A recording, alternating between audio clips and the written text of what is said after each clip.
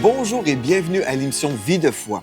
Cette semaine, nous parlons comment recevoir de Dieu la victoire au niveau du découragement. Et précisément aujourd'hui, on va parler comment on peut vaincre les cycles d'échecs. Peut-être que vous allez d'échec en échec et puis vous êtes découragé. Hier, on a parlé comment on peut vaincre le découragement, mais on peut vaincre le découragement une journée et après retomber et se retrouver finalement toujours dans des cycles d'échecs. Et puis on regarde en arrière et on voit, « Ah, ma vie, c'est vraiment une série d'échecs. » Dieu veut qu'on soit dans la joie, qu'on soit encouragé, qu'on soit engagé dans son service, qu'on puisse gagner des âmes, qu'on puisse briller pour le Seigneur. Mais le diable, lui, il veut nous supprimer. Il veut vraiment neutraliser les soldats de l'armée de Dieu. Mais cette semaine, on est en train de prendre vraiment notre prescription divine pour vaincre la dépression et pour vaincre le découragement. Et surtout, aujourd'hui, on veut parler de l'échec. Parce que Dieu ne nous appelle pas à aller d'échec en échec, mais plutôt de gloire en gloire. Et je crois aujourd'hui, vous allez recevoir la connaissance du Seigneur pour vous aider à aller de l'avant. Amen. Donc aujourd'hui, j'aimerais relire le texte qui est vraiment notre clé ou notre texte clé pour toute la série. Dans Proverbe 17, au verset 22, nous lisons « Un cœur joyeux est un bon remède, mais un esprit abattu dessèche les eaux. » Donc, un cœur joyeux est un bon remède. Et c'est ça que Dieu veut pour vous. Il veut que vous soyez dans la joie. Un cœur joyeux est un bon remède. Souvent, si on se retrouve, par exemple, dans la maladie, souvent, c'est parce qu'on a été dans le découragement. Au lieu de recevoir la paix, la joie, on a fixé les regards vers des choses négatives, on s'est laissé influencer, décourager, et même notre corps va réagir comme ça. Il va en fait y avoir des conséquences si nous sommes toujours dans les choses négatives, on regarde la vie d'une façon négative, notre corps peut même se créer des maladies.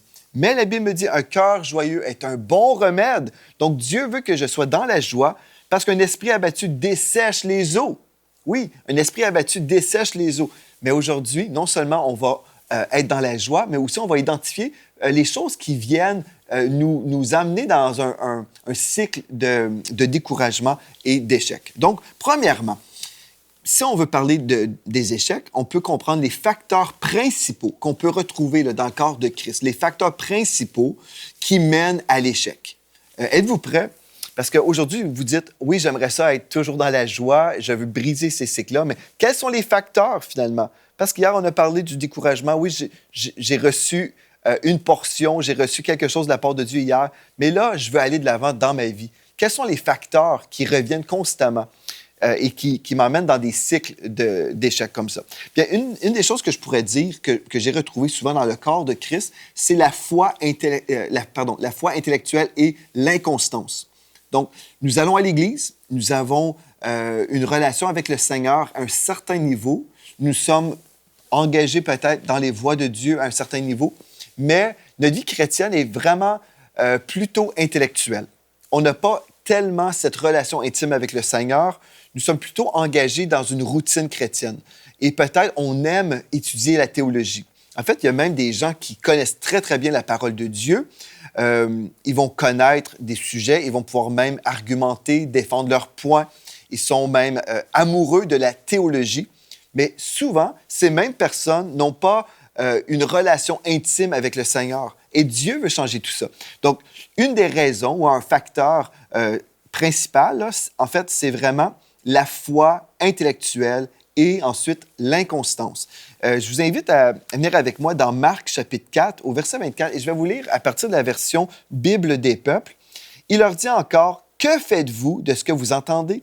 On vous donnera selon la mesure même où vous en ferez bon usage, et vous recevrez mieux encore. » Donc, la question que le Seigneur Jésus nous pose aujourd'hui, « Que faites-vous de ce que vous entendez? » On peut aller à l'église tous les dimanches, on peut entendre une bonne parole et dire « Ah oui, c'est bon, c'est vrai. » Mais si on ne met pas en pratique cette parole, en fait, nous sommes des chrétiens intellectuels. Et Dieu n'est pas contre l'intellect parce que c'est Dieu qui a créé notre cerveau, n'est-ce pas? Mais si on vit à partir de notre cerveau et pas à partir de notre esprit, nous sommes en fait juste une personne dans une religion.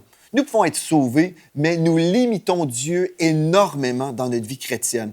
Et c'est ça qui explique en fait souvent pourquoi des chrétiens vont d'échec en échec, d'échec en échec. C'est parce qu'ils vivent juste à partir de leur tête. Et Dieu veut que vous soyez libérés de vos pensées humaines. Parce que Dieu a des pensées qui dépassent, qui surpassent votre intellect. Si on est limité par notre raisonnement humain, on va passer à côté du miraculeux. On va passer à côté du surnaturel de Dieu. Et moi, je crois que Dieu nous appelle à être une armée de foi, des hommes et des femmes de Dieu qui vont croire Dieu, qui vont recevoir de Dieu des percées. Moi, je crois dans ce Dieu surnaturel. Pour moi, je ne suis pas intéressé de vivre une vie chrétienne où tout doit être calculé et mental. Quand je parle de mental ici, je parle d'être raisonnable aux yeux des hommes. Parce qu'aux yeux des hommes, en fait, si on prend toute la parole de Dieu, on peut être raisonnable entre nous, entre chrétiens, mais quelqu'un de l'extérieur pourrait lire l'histoire, par exemple, de David et Goliath et dire « c'est ridicule, je ne crois pas dans ce récit ». Parce que, encore une fois, on trouve ici, c'est une histoire qui est peut-être surnaturelle, ou quand Dieu a ouvert la mer devant son peuple. Non, c'est impossible, c'est ridicule. Vous savez, si on veut plaire aux hommes, être respecté des hommes, bien on doit fermer la Bible.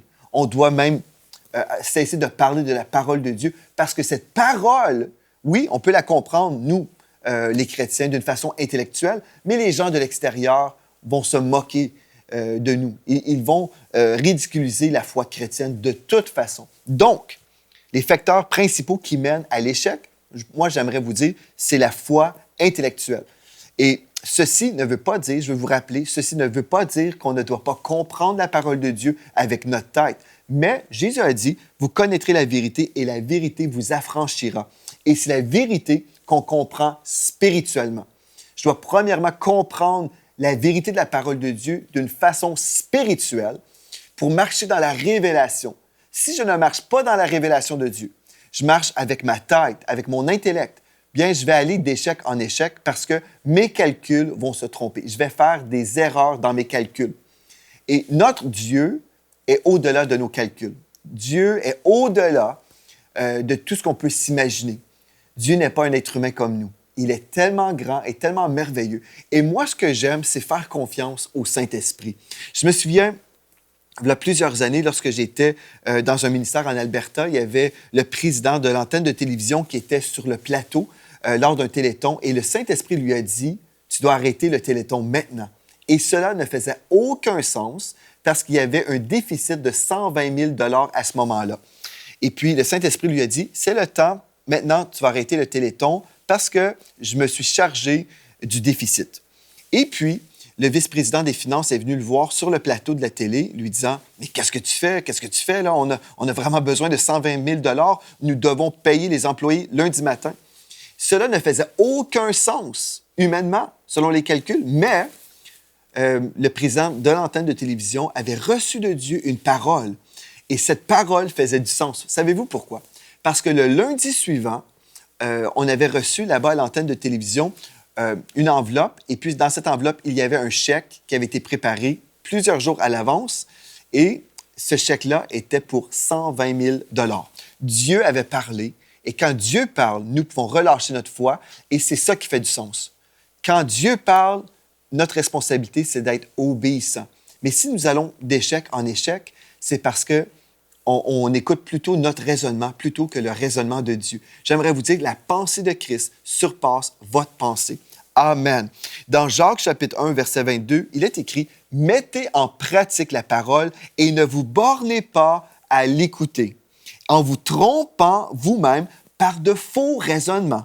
Car si quelqu'un écoute la parole et ne la met pas en pratique, il est semblable à un homme qui regarde dans un miroir et son visage naturel et qui, après s'être regardé, s'en va et oublie aussitôt quel il était.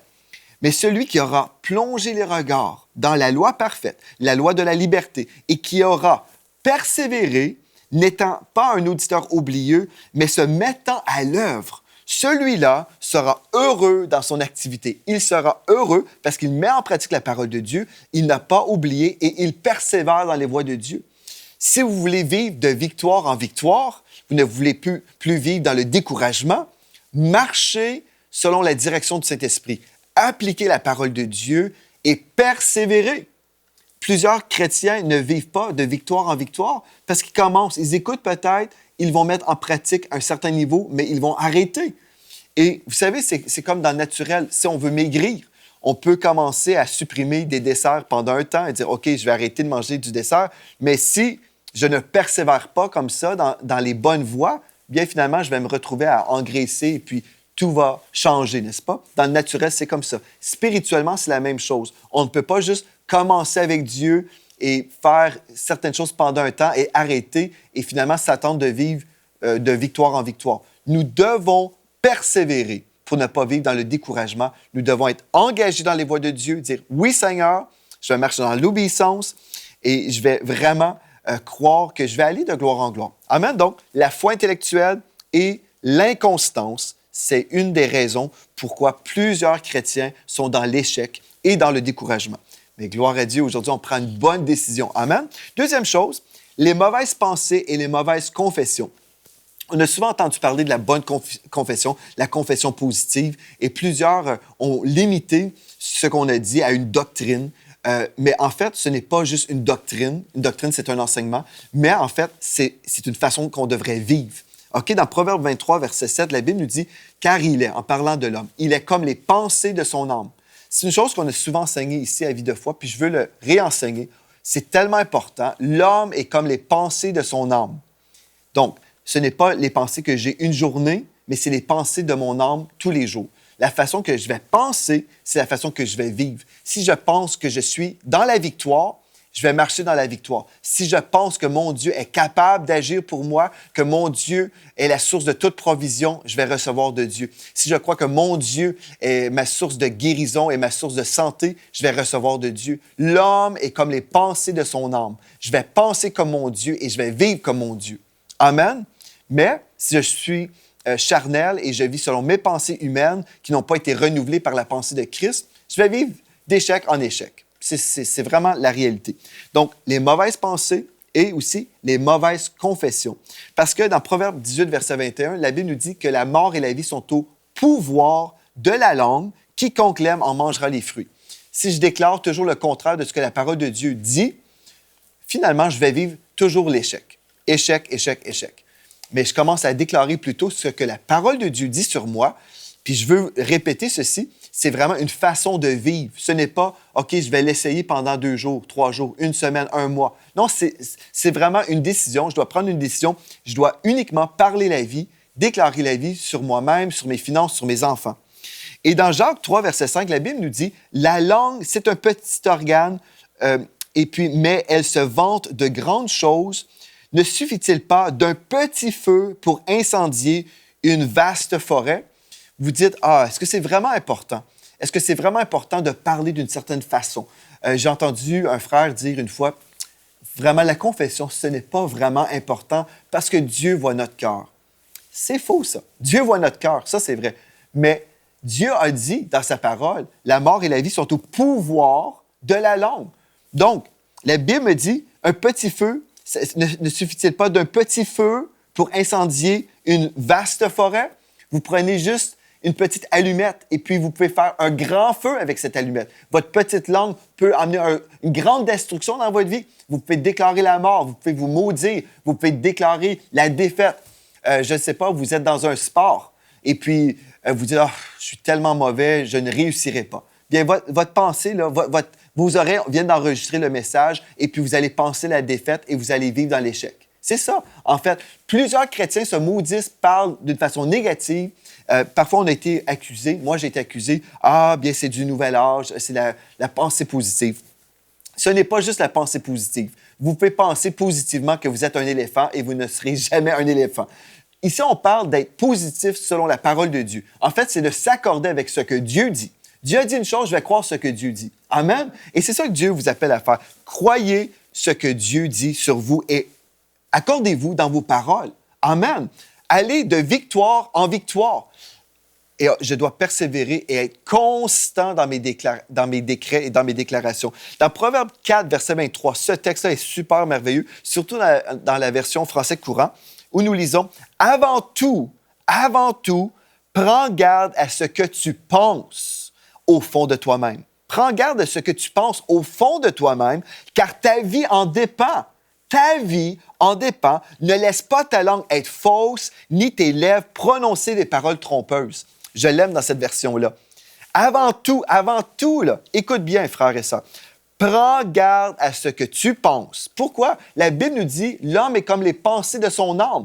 Si je pense telle chose, je vais le devenir. Prends garde à ce que tu penses au fond de toi-même, car ta vie en dépend. Il y a des gens qui ont pensé, je suis pécheur à un tel niveau. Ils ont porté l'étiquette de tel péché. Ils deviennent ce péché-là. Ils marchent dans le péché. Ils marchent d'échec en échec. Ils vont de plus en plus dans les profondeurs du péché parce qu'ils ont cru un mensonge. Ils pensent le mensonge. Au nom de Jésus, non, avant tout, prends garde à ce que tu penses au fond de toi-même, car ta vie en dépend. Et non seulement votre vie actuelle en ce moment, mais votre vie éternelle. Gloire à Dieu. On veut marcher dans la sainteté. Amen. On veut marcher dans la santé. On veut marcher dans la victoire. On veut marcher comme étant des soldats puissants dans l'œuvre de Dieu. Gloire à Dieu. OK, donc les mauvaises pensées et les mauvaises confessions. Ce n'est pas juste une doctrine, ce n'est pas d'un certain camp du corps de Christ où on a mis beaucoup l'accent sur ces choses-là. C'est une vérité biblique. C'est biblique. Et puis, moi, j'ai décidé, je vais croire ce que la Bible dit. J'espère que c'est votre décision aujourd'hui aussi. OK, une autre chose qui crée des cycles de défaite ou d'échecs dans votre vie, c'est l'ingratitude. L'ingratitude. 1 Thessaloniciens 5, verset 18 nous dit « Rendez grâce en toutes choses, car c'est à votre égard la volonté de Dieu en Jésus-Christ. » Rendez grâce en toutes choses. Ceci ne veut pas dire que je vais remercier Dieu pour toutes les choses que je vais vivre, parce que le diable peut m'attaquer. Donc, je ne vais jamais remercier le Seigneur pour ce que le diable fait contre moi. Je ne dirai pas « Merci Seigneur parce que le diable m'a attaqué et j'ai eu des querelles avec mon épouse ou mes enfants. » Non, mais dans l'épreuve ou dans une situation difficile, je vais rendre grâce en toutes choses parce que Dieu est ma source en toutes choses. Amen. Je dois être dans la gratitude, la reconnaissance. Je dois rendre grâce au Seigneur. Si vous voyez toujours le verre à moitié vide au lieu d'être dans la perspective d'un verre à moitié plein, en fait, je suis toujours en train de voir les choses d'une façon négative et comme j'ai déjà mentionné, nos pensées sont très importantes. Donc, je dois être dans cette position de gratitude en tout temps. Je dois être reconnaissant. Je dois remercier le Seigneur. Je dois remercier les gens que je côtoie, les gens avec qui je travaille. Je dois être reconnaissant. Si je suis dans une position de leadership, par exemple, je ne sais pas, vous êtes pasteur, vous êtes un leader dans votre église, remerciez les gens qui sont dans le service avec vous. Soyez reconnaissants. Ne prenez pas pour acquis les gens qui sont là. On ne doit pas être ingrat. Il y a tellement d'ingratitude dans notre monde. Et les gens vont d'échec en échec parce qu'ils ne reconnaissent pas ce que Dieu a fait. Ils ne reconnaissent pas les bontés de Dieu. Et vous savez, vous limitez Dieu lorsque vous êtes dans l'ingratitude. Dieu ne vous donnera pas d'autre chose pour critiquer davantage. Amen. Mais si vous êtes reconnaissant, merci Seigneur Dieu pour ce que j'ai en ce moment. Merci Seigneur. Dans Philippiens 4, verset 11, dans la Bible du Sommeur, l'apôtre Paul a dit « J'ai appris en toutes circonstances. J'ai appris en toutes circonstances à être content avec ce que j'ai. » Les gens, des fois, ont mal compris. Ils croyaient qu'on ne devait pas aspirer à vivre d'autres choses. Si nous parlons de contentement, ça ne veut pas dire qu'on ne peut jamais aspirer à vivre d'autres choses ou viser plus haut. Non, mais ceci nous parle de reconnaissance. J'ai appris en toutes choses à être content avec ce que j'ai. Merci Seigneur, je suis content d'avoir telle ou telle chose dans ma vie. Je suis content d'avoir une épouse. Je suis content d'avoir des enfants. Je suis content d'avoir une demeure où je peux habiter. Je ne vis pas dans la rue en ce moment. Merci Seigneur parce que j'ai la santé. Merci parce que j'ai la vie en moi, le souffle de vie. Merci Seigneur pour mon Église. Merci Seigneur pour mon pasteur. Merci pour l'équipe de la louange. Comme je suis reconnaissant, je remercie Seigneur, bien je vois la main de Dieu partout et puis je suis reconnaissant et comme je reconnais la main de Dieu, Dieu me bénit davantage et je vais de gloire en gloire, de victoire en victoire. Bon, OK? Donc, la nature humaine, en fait, est toujours là en train de dire « si j'avais ceci » ou encore « si j'étais là-bas ». On est toujours en train de se plaindre et puis on a du mal à être reconnaissant. La nature humaine est comme ça. « Si j'avais ceci, ah là, je pourrais faire cela ». Mais les gens sont souvent ingrats et au lieu d'être reconnaissants, ils ne vivent pas de victoire dans leur vie, ils vivent toujours dans l'échec. Et c'est de notre faute si nous sommes dans l'échec. Mais, gloire à Dieu, on est en train de découvrir les cycles et tout ce qui contribue à ces cycles d'échec au nom de Jésus aujourd'hui.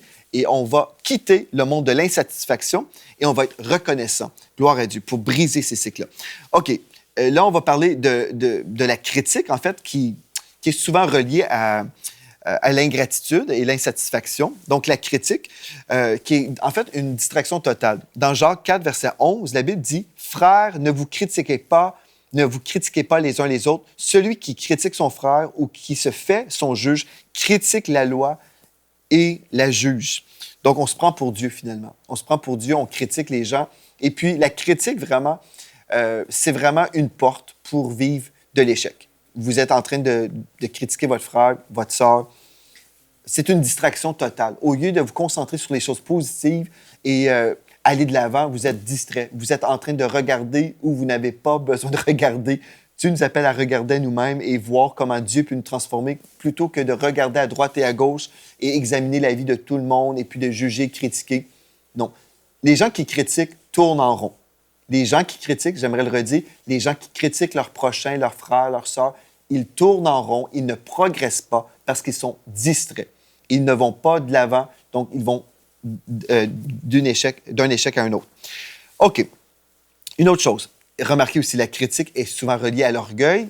Donc, l'orgueil aussi, c'est une chose qui nous empêche de progresser et nous vivons dans l'échec en étant dans l'orgueil. Dans Proverbe 15, verset 31, la Bible dit « Qui prête une oreille attentive aux critiques constructives habitera parmi les sages. » Donc, qui prête une oreille attentive aux critiques constructives habitera parmi les sages. Gloire à Dieu. Vous pouvez être sage, gloire à Dieu. Mais là, l'orgueil va refuser d'être corrigé. Quelqu'un qui vit dans l'échec, souvent on dit « Mais comment ça, cette personne ne progresse pas? » Pourquoi? Bien parce qu'elle refuse d'être corrigée. Elle répète toujours les mêmes choses qui l'amènent à vivre d'échec en échec. Mais si elle pouvait être enseignée, tout simplement, on disait « Écoute, mon frère, écoute, ma sœur, ce que tu fais en ce moment te mène toujours à vivre d'échec en échec. Tu as besoin de cesser telle ou telle chose. » Si nous sommes humbles, nous pouvons quitter le monde de l'échec et entrer dans le monde de la victoire. Amen. Donc, l'orgueil ou refuser la correction nous garde dans l'échec. Proverbe 13, verset 18 nous dit « Celui qui ne veut pas se laisser corriger tombera dans la misère et la honte. Mais celui qui accepte les critiques sera honoré. » Gloire à Dieu. Celui qui ne veut pas se laisser corriger tombera dans la misère et la honte. Voulez-vous être misérable et dans la honte? Non. Donc, fermons la porte à l'orgueil. Et aussi, il faut se repentir en général, le péché en général. En fait, la critique, l'orgueil. En fait, c'est des péchés, n'est-ce pas? Donc, le péché en général, dans Galates 6, versets 7 et 8. Écoutez bien ceci. Nous avons déjà vu ce texte-là à maintes reprises, mais on va vraiment le comprendre cette fois-ci pour nous aider à aller de l'avant, pour ne plus vivre dans l'échec. Dans Galates 6, 7 à 8, la Bible nous dit « Ne vous y trompez pas, on ne se moque pas de Dieu. Ce qu'un homme aura semé, il le moissonnera aussi. Celui qui sème pour sa chair moissonnera de la chair la corruption, mais celui qui sème pour l'esprit moissonnera de l'esprit la vie éternelle. » Donc, si vous vivez d'échec en échec, c'est parce que vous êtes en train de semer constamment dans la chair. Vous êtes en train de semer, que ce soit la critique, l'orgueil, vous êtes ingrat, peu importe, vous êtes en train de semer dans un mauvais terrain. Et vous pouvez aujourd'hui annuler, au nom de Jésus, une mauvaise récolte et dire « Non, je ne veux plus vivre dans cette récolte d'échec. Je veux vivre dans une récolte de victoire, une récolte de bénédiction, dans la joie. Je veux être encouragé. Je veux être une source d'encouragement pour les gens. » Gloire à Dieu. Donc, je dois vraiment fermer la porte au péché en général. Gloire à Dieu. Ça, c'est une raison certaine pourquoi les gens vivent toujours dans l'échec. Et finalement, le désespoir et l'abandon. Le désespoir et l'abandon. Écoutez bien ceci. Dans Proverbe 13, verset 12, la Bible nous dit « Un espoir différé rend le cœur malade. Un désir exaucé est comme un arbre de vie. » Ou dans la parole de vie, une personne qui attend trop longtemps quelque chose se décourage. Mais un désir réalisé est comme un arbre qui donne la vie. Là, vous allez dire « OK, mais ce n'est pas de ma faute, Pasteur Joël, si j'attends trop longtemps. Depuis des années, je veux vivre une percée, une victoire. Je suis là dans la foi et puis finalement, les choses n'arrivent pas. Je suis découragé parce que ça fait longtemps que j'attends. » Écoutez bien ceci. Ne retardez pas l'accomplissement de la promesse par le doute ou par la rébellion ou par toutes sortes de choses qu'on pourrait faire. Mais ne retardez pas l'accomplissement de la promesse de Dieu sur votre vie par le doute. Mais plutôt, positionnez-vous dans la foi pour vivre la promesse. N'abandonnez jamais la promesse avant son accomplissement. Si Dieu vous a parlé, si Dieu vous a donné une vision, et vous attendez trop longtemps, bien peut-être vous devez regarder vous-même et réaliser, est-ce que je fais quelque chose qui empêche la réalisation de cette promesse-là? Est-ce que je suis plutôt dans le doute? Est-ce que je suis dans la frustration? Est-ce que je suis dans la calomnie, dans la critique pendant que j'attends? Est-ce que je suis vraiment dans la foi ou est-ce que je suis en dehors de la piste que Dieu en réserve pour moi? Si Dieu m'a parlé et la Bible me dit, un espoir différé rend le cœur malade, je suis découragé parce que j'attends trop longtemps, mais la Bible dit aussi, un désir exaucé est comme un arbre de vie. Dieu veut vous donner la promesse. Il veut vous accorder vraiment la promesse. Il veut vous donner aussi ce que votre cœur désire. Il a dit dans sa parole, oui, si on fait de l'Éternel notre délice, il va nous donner le désir de notre cœur. Mais s'il y a beaucoup d'attentes, parfois, bien, peut-être nous sommes trop impatients ou peut-être nous sommes en dehors de la piste de la bénédiction. Peut-être nous avons emprunté un autre chemin. Et Dieu aujourd'hui vous dit, reviens sur la bonne piste, reviens dans la foi, crois-moi, je vais accomplir la promesse, mais supprime de ta vie le désespoir et l'abandon de la foi. Reviens maintenant sur la bonne piste. Aujourd'hui, Dieu nous dit, cesse d'être intellectuel dans la foi et cesse d'être inconstant, cesse d'avoir des mauvaises pensées, cesse de confesser toujours des choses négatives, cesse d'être ingrat et surtout, arrête de critiquer et cesse d'être orgueilleux. Oh, vous allez dire, Pasteur Joël, tu nous as dit beaucoup de choses ici là, qui me dérangent. Bien, gloire à Dieu. Si nous sommes dérangés, si vous vous êtes dérangés en ce moment, gloire à Dieu. Ceci veut dire que tout ce message vous concerne. Donc maintenant, vous avez le choix, soit dire, je vais être rebelle et je ne changerai pas. Et si vous êtes rebelle, la Bible dit que vous allez vivre dans l'échec, d'échec en échec, d'échec en échec. Mais on peut aujourd'hui dire, non, j'ai entendu cette parole et je choisis d'aller de gloire en gloire. Je choisis de fermer la porte au découragement et tout ce qui produit le découragement dans ma vie. Je quitte ce monde de découragement. Aujourd'hui, je prends une décision pour le Seigneur. Je vais vraiment marcher dans la foi.